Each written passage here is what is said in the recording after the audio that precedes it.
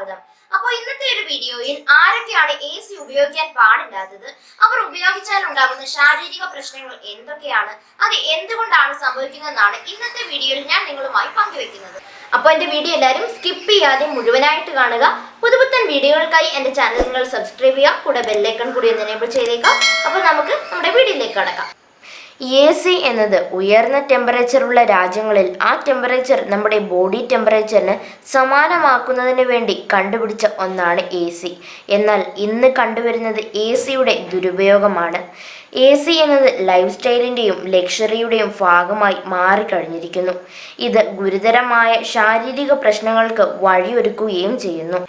കേരളത്തെ പോലെ സുന്ദരമായ കാലാവസ്ഥയുള്ള ഒരു സ്ഥലത്ത് ഒരിക്കലും ACയുടെ ആവശ്യകത ഇല്ലാത്ത ഒരു സ്ഥലമാണ്. ഇനി നമുക്ക് AC ഉപയോഗിക്കുന്നത് കൊണ്ടുണ്ടാകുന്ന ശാരീരിക പ്രശ്നങ്ങൾ എന്തൊക്കെയാണ്, എങ്ങനെയുള്ളവർ ഉപയോഗിക്കാൻ പാടില്ല എന്നുള്ളത് ഓരോന്നോരോന്നായി പരിശോധിക്കാം. ആദ്യമായി നിങ്ങൾക്ക് റൈനൈറ്റിസിൻ്റെ അസുഖമുള്ളയാളാണെങ്കിൽ തീർച്ചയായും AC എന്നത് നിങ്ങൾക്കൊരു വലിയ വിഷയം തന്നെയായിരിക്കും.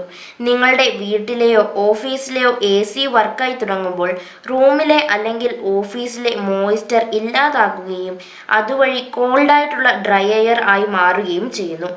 ഇത് നമ്മുടെ മൂക്കിനുള്ളിലെ മ്യൂക്കസിൻ്റെ പ്രൊഡക്ഷനെ ബാധിക്കുകയും മൂക്കടപ്പ് അനുഭവപ്പെടുകയും ചെയ്യുന്നു. അതുപോലെ തന്നെ മൂക്കൊലിപ്പും. റൈനൈറ്റിസിൻ്റെ കാരണം തന്നെ അലർജൻസ് ആണ്. അതായത് ചില പൊടിപടലങ്ങൾ, പൂമ്പൊടി, ആനിമൽസിൻ്റെ രോമം എന്നിവയാണ്.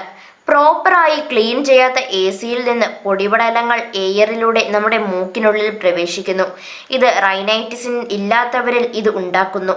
അടുത്തത്, നിങ്ങൾക്ക് സൈനസിൻ്റെ അസുഖമുണ്ടെങ്കിൽ നിങ്ങൾ AC ഉപയോഗിച്ചാൽ അത് കണ്ടീഷൻ കൂടുതൽ വഷളാകുന്നു. എങ്ങനെയാണ് ഇത് കൂടുതൽ വഷളാകുന്നതെന്ന് വെച്ചാൽ, തണുത്ത അറ്റ്മോസ്ഫിയർ ഒരിക്കലും സൈനസ് ഉള്ളവർക്ക് നല്ലതല്ല. ഡ്രൈ ആയിട്ടുള്ള മോയ്സ്ചർ ഇല്ലാത്ത റൂം മൂക്കൊലിപ്പിന് കാരണമാകുന്നു. സൈനസ് ഉള്ളവർ AC ഉപയോഗിച്ചതിന് ശേഷം പെട്ടെന്ന് പുറത്ത് ചൂടുള്ള അറ്റ്മോസ്ഫിയറിലേക്ക് വരുമ്പോൾ നമ്മുടെ നേസൽ മെംബ്രെയിനിലെ ഗ്ലാൻഡ്സ് പെട്ടെന്ന് മ്യൂക്കസ് പ്രൊഡ്യൂസ് ചെയ്യാൻ തുടങ്ങുന്നു. കൂടാതെ ചില ടൈനി പാർട്ടിക്കിൾസ്, ബാക്ടീരിയ, മൈറ്റ്സ്, പൂമ്പൊടി എന്നിവ ACയുടെ ഫിൽറ്ററിൽ പറ്റിപ്പിടിച്ചിരിക്കുന്നു. അത് പിന്നീട് എയറിലൂടെ നമ്മുടെ നേസൽ മെംബ്രെയിനിൽ എത്തുന്നു. ഇത് അലർജിക്കും മറ്റ് റിയാക്ഷനും കാരണമാകുന്നു. തുടർന്ന് മൂക്കടപ്പ്, ശ്വാസതടസ്സം, കൂടാതെ കണ്ണിനും മൂക്കിനും ചുറ്റും വേദനയും വീക്കവും അനുഭവപ്പെടുന്നു. അതുപോലെ തന്നെ തലവേദന എന്നിവ. മറ്റൊന്നെന്ന് പറയുന്നത്, നിങ്ങൾക്ക് തുടർച്ചയായി തൊണ്ടവേദന അനുഭവപ്പെടുന്നയാളാണെങ്കിൽ നിങ്ങൾ AC ഉപയോഗിക്കരുത്. നമ്മുടെ റൂമിലെ AC പ്രവർത്തിച്ചു തുടങ്ങുമ്പോൾ റൂമിലെ മോയ്സ്ചർ മൊത്തം പുറത്തു പോകുന്നു. ഇതോടെ നമ്മുടെ റൂം മൊത്തം ഡ്രൈ ആയി മാറുന്നു. ഇത് നിങ്ങളുടെ തൊണ്ടയ്ക്ക് ഡ്രൈനസ് അനുഭവപ്പെടുകയും അത് തൊണ്ടവേദനയ്ക്കും മറ്റ് ഇഷ്യൂസിനും കാരണമാകുന്നു. നിങ്ങൾ കോണ്ടാക്ട് ലെൻസ് ഉപയോഗിക്കുന്നയാളാണെങ്കിൽ AC ഉപയോഗിക്കരുത്. കാരണം AC നമ്മുടെ എയറിലെ മോയ്സ്ചർ ഇല്ലാതാക്കുന്നു. ഇത് നമ്മുടെ കണ്ണ് ഡ്രൈ ആക്കുകയും കോണ്ടാക്ട് ലെൻസിനെ അഫക്റ്റ് ചെയ്യുകയും ചെയ്യുന്നു. അടുത്തെന്ന് പറയുന്നത്, കൺജങ്ക്റ്റിവൈറ്റിസ് ഉള്ളവർ AC ഉപയോഗിച്ചാൽ അവരുടെ കണ്ടീഷൻ കൂടുതൽ വഷളാകുന്നു. കാരണം എന്നത്, റൂം ടെമ്പറേച്ചർ കുറയുന്നതിനെ തുടർന്ന് നമ്മുടെ ശരീരത്തിലെ ഒരു ഗ്ലാൻഡായ മീബോമിയൻ, ഈ ഗ്ലാൻഡാണ് നമ്മുടെ കണ്ണുനീർ ഇവാപ്രേറ്റ് ചെയ്ത് പോകാതിരിക്കുന്നതിനുള്ള ഒരു ഓയിൽ ഉൽപ്പാദിപ്പിക്കുന്നത്. റൂം ടെമ്പറേച്ചർ കുറയുന്നതോടെ ഇതിൻ്റെ കഴിവ് കുറയുകയും ചെയ്യുന്നു. കൂടാതെ AC ഡക്റ്റിൽ ഒളിച്ചിരിക്കുന്ന ബാക്ടീരിയ, വൈറസ്, ഫംഗസ് എന്നിവ നമ്മുടെ കണ്ണുകളിൽ ഇൻഫ്ലമേഷന് കാരണമാകുന്നു. നിങ്ങൾക്ക് എന്തെങ്കിലും തരത്തിലുള്ള അലർജി, ശ്വാസകോശ സംബന്ധമായ അസുഖങ്ങൾ ഉള്ളയാളാണെങ്കിൽ AC ഉപയോഗിക്കാതിരിക്കുന്നതാണ് ഏറ്റവും ഉത്തമം. AC റൂം ടെമ്പറേച്ചർ ഡൗൺ ആക്കുന്നത് മൂലം റൂമിലെ ഹ്യൂമിഡിറ്റി നഷ്ടപ്പെടുകയും അത് പലതരത്തിലുള്ള അലർജിക്ക് കാരണമാകുന്നു. കൂടാതെ ACയുടെ ഫിൽറ്ററിലും ഡക്റ്റിലും പറ്റിപ്പിടിച്ചിരിക്കുന്ന പൊടിപടലങ്ങൾ, പൂമ്പൊടി, ബാക്ടീരിയ, വൈറസ്, ഫംഗസ് എന്നിവ അലർജിക്ക് കാരണമാകുന്നു. ആസ്മയുള്ളവർ AC ഉപയോഗിക്കുകയാണെങ്കിൽ അവരുടെ കണ്ടീഷൻ അത് വഷളാക്കുന്നു. പൊതുവെ ആസ്മയുള്ളവർക്ക് തണുപ്പ് ഒരിക്കലും ശരിയാകില്ല. ഈ കാലത്താണ് ഇത് കൂടുന്നത്. കൂടാതെ മറ്റൊരു കാര്യമെന്ന് പറയുന്നത്, ACയുടെ ഡക്റ്റിലും ഫിൽറ്ററിലും ഇരിക്കുന്ന അലർജന്റുകളാണ്. ഇത് ആസ്മയ്ക്ക് കാരണമാകുന്നു. മറ്റൊരു പ്രധാനപ്പെട്ട കാര്യമെന്നത്, AC ഉപയോഗിക്കുന്നവർക്ക് പലതരത്തിലുള്ള ഇൻഫെക്ഷ്യസ് ഡിസീസ് പിടിപെടുന്നു. ഇങ്ങനെ ഉണ്ടാകാറുള്ള കാരണം നമുക്കറിയാം. നമ്മുടെ മൂക്കിനുള്ളിലെ മ്യൂക്കസ് മെംബ്രെയിൻ എന്ന് പറയുന്നത് ഒരു പ്രൊട്ടക്റ്റീവ് ലെയറാണ്. കൂടുതൽ സമയം നമ്മൾ ACയിൽ കഴിയുമ്പോൾ മ്യൂക്കസ് ഉണങ്ങി ഇല്ലാതാകുന്നു. ഇത് പെട്ടെന്നുള്ള വൈറസ് ഇൻഫെക്ഷന് കാരണമാകുന്നു. അടുത്തത് മൈഗ്രെയിൻ പോലെയുള്ള തലവേദനയുള്ളവർ AC ഉപയോഗിച്ചാൽ അത് കണ്ടീഷൻ കൂടുതൽ വഷളാക്കുന്നു. എങ്ങനെയെന്ന് വെച്ചാൽ കൂടുതൽ ചൂടുള്ള സ്ഥലത്ത് നിന്ന് പെട്ടെന്ന് AC റൂമിൽ കയറി കൂടുതൽ നേരം ഇരുന്നാൽ അത് നിങ്ങൾക്ക് തലവേദന ഉണ്ടാക്കുന്നു. കൂടാതെ AC റൂം പ്രോപ്പറായിട്ട് മെയിൻറ്റെയിൻ ചെയ്യാതിരുന്നാലും നിങ്ങൾക്ക് തലവേദനയും മൈഗ്രെയിനും സാധ്യത കൂട്ടുന്നു. അതുപോലെ തന്നെ മറ്റൊരു പ്രോബ്ലം എന്ന് പറയുന്നത് ഡീഹൈഡ്രേഷൻ ആണ്. റൂമിലെ AC ഓണായി കഴിയുമ്പോൾ റൂമിലെ ഹ്യൂമിഡിറ്റി പൂർണ്ണമായും ഇല്ലാതാകുന്നു. ഇത് നിങ്ങളുടെ ശരീരം ഡീഹൈഡ്രേറ്റഡ് ആക്കുന്നു. ഇത് നിങ്ങൾക്ക് കൂടുതൽ തണുപ്പ് അനുഭവപ്പെടുകയും അതുപോലെ തന്നെ വെള്ളം കുടിക്കണമെന്ന് തോന്നുകയും ചെയ്യുന്നു. നിങ്ങളുടെ സ്കിൻ ഡ്രൈ ആണെങ്കിൽ AC ഉപയോഗിച്ചാൽ അത് ഒന്നുകൂടി ഡ്രൈ ആകുന്നു.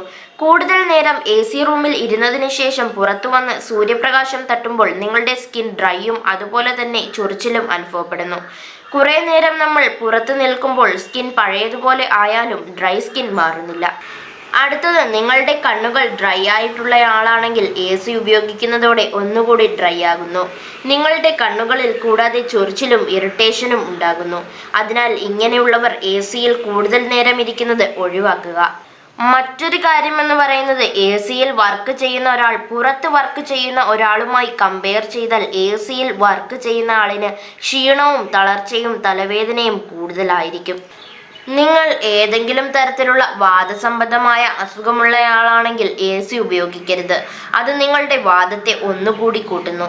അതുപോലെ തന്നെ AC-യിൽ കൂടുതൽ സമയം ചെലവഴിക്കുന്നവരിൽ ലോ BP-യുടെ ലക്ഷണം കൂടുതലായി കാണപ്പെടുന്നു. അങ്ങനെയുള്ളവർ ഇത് ഒഴിവാക്കുന്നത് ആരോഗ്യത്തിന് നല്ലതാണ്. മറ്റൊരു കാര്യം എന്ന് പറയുന്നത് കൂടുതൽ സമയം AC-യിൽ ചെലവഴിക്കുന്നവർക്ക് ചൂടുള്ള സമയങ്ങളിൽ പുറത്തു നിൽക്കാൻ കഴിയാതെ വരുന്നു. ക്രമേണ പുറത്ത് ചൂടുള്ള അറ്റ്മോസ്ഫിയർ നമുക്ക് സഹിക്കാതെയാകുന്നു. കാരണം എന്ന് വെച്ചാൽ നമ്മുടെ ബോഡി തന്നെ അങ്ങനെ ഒരു കണ്ടീഷൻ ഡെവലപ്പ് ചെയ്യുന്നു. മറ്റൊരു കാര്യം എന്നത് കൂടുതൽ നേരം AC-യിൽ ചെലവഴിക്കുന്നവർ കൂടുതലും സ്ലഗ്ഗിഷും മടിയന്മാരുമായി മാറുന്നു. അതിനാൽ എപ്പോഴും നാച്ചുറൽ വെന്റിലേഷനാണ് AC-യേക്കാൾ ഒന്നുകൂടി പ്രൊഡക്റ്റീവ് ആയിട്ടുള്ളത്. മറ്റൊരു പ്രധാനപ്പെട്ട കാര്യം എന്ന് പറയുന്നത് ന്യൂബോൺ ബേബീസിന്റെ കാര്യമാണ്. അവരെ എപ്പോഴും റൂം ടെമ്പറേച്ചറിൽ കിടത്തുന്നതാണ് നല്ലത്. AC റൂമിൽ കിടത്തിയിരുന്നാൽ പെട്ടെന്നുള്ള ടെമ്പറേച്ചർ വ്യത്യാസം കുഞ്ഞുങ്ങളിൽ ചില ആരോഗ്യ പ്രശ്നങ്ങൾ ഉണ്ടാക്കുന്നു. അതുപോലെ തന്നെ ഗർഭിണികൾ കൂടുതലും AC ഉപയോഗിക്കാതിരിക്കുന്നതാണ് ഏറ്റവും നല്ലത്. അവർക്ക് എപ്പോഴും നല്ല എയർ സർക്കുലേഷൻ ഉള്ള പ്രോപ്പർ വെന്റിലേഷൻ ഉള്ള റൂമാണ് ആവശ്യം. AC ഒരുപക്ഷെ ഗർഭിണികൾക്ക് കംഫർട്ടായി തോന്നാറില്ല. എന്നിരുന്നാലും ഗർഭിണികൾക്ക് നല്ല ഉറക്കം അത്യാവശ്യമാണ്. അതിനാൽ അവർക്ക് ഏതാണ് കൂടുതൽ കംഫർട്ട് അതനുസരിച്ച് ഉറങ്ങേണ്ടതാണ്. കുഞ്ഞിൻ്റെ ആരോഗ്യത്തിന് മദറിൻ്റെ പ്രോപ്പറായിട്ടുള്ള ഉറക്കം ഒരു വലിയ ഘടകം തന്നെയാണ്. ഇതെല്ലാം പറയുമ്പോഴും ഒരു കാര്യം പറയാതെ വയ്യ. ഗൾഫ് രാജ്യങ്ങളിൽ പണിയെടുക്കുന്നവർ അവരുടെ ആരോഗ്യ സംരക്ഷണത്തിന് AC ഒഴിച്ചുകൂടാൻ പറ്റാത്ത ഒന്നാണ്. AC നമ്മൾ ഒരിക്കലും ദുരുപയോഗം ചെയ്യാൻ പാടില്ല. AC ഗൾഫ് പോലെയുള്ള രാജ്യങ്ങളിൽ ടെമ്പറേച്ചർ 60°C എത്താറുണ്ട്. ഇങ്ങനെയുള്ള കണ്ടീഷനിൽ AC ഒഴിച്ചുകൂടാൻ പറ്റാത്ത ഒന്നാണ്.